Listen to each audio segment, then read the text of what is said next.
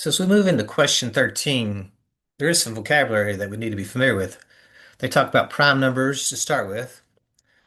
So a prime number is a whole number greater than one that has exactly two positive factors, one in itself. So when we talk about factors, we're talking about multiplication. So the first prime number actually is 2 because the only way to get a 2 is 1 times 2. So notice how it has two different factors, 1 and 2, 1 in itself. So 2 is called a prime number.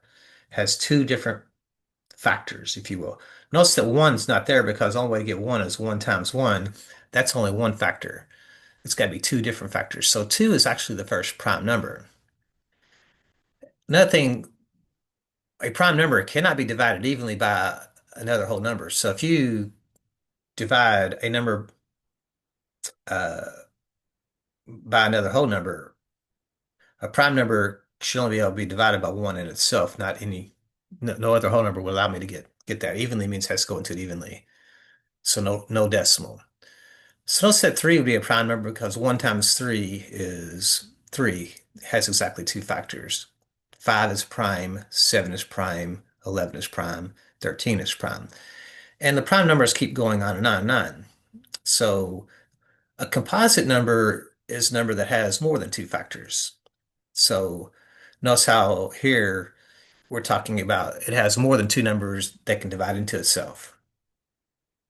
So notice how 4 is a composite number because not only do we have 1 times 4, but we also have a 2 times 2. Notice it has three different factors, or it has three different numbers that divide into 4 evenly. 1 goes into 4 four times, 2 goes into 4 twice, 4 goes into 4 one time. So it has three different numbers that can divide into it. So notice how you can think of this as multiplication or division, depending how you approach it. Notice that 6 is also a composite number because it has more than two factors.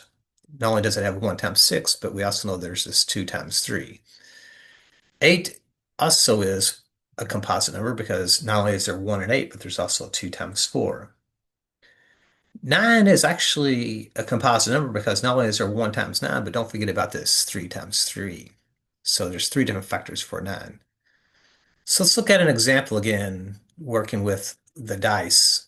So the table below, we have 36 possible outcomes. Determine the number of which the sum for both dice is prime. So remember, prime, we could have a 2, a 3, a 5, a 7, and 11, because I don't think we got to rule out the 9 there. So notice how 2, 3, 5, 7, 11, those would be possible outcomes on our die. So if we look at the 2, there's only one way to get a 2, that's 1 plus 1. So there's only one way to get a 2. To get a 3, notice that there are two different ways to get a 3. So we can add a 2 there. To get a 5, that would be this 1, 2, 3. Notice how there's four different ways to get a 5. To get a 7, remember that was the big diagonal. There were six different ways there.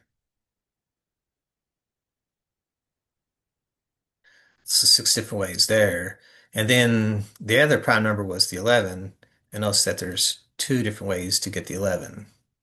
So if we add these all together, to me, 6 and 4 makes a 10.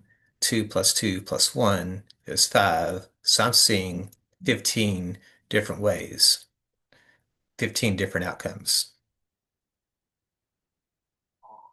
So there's 15 different ways to get a prime number on the pair of die. I think we'll stop with that one there, and I think we have one more example in 10.1.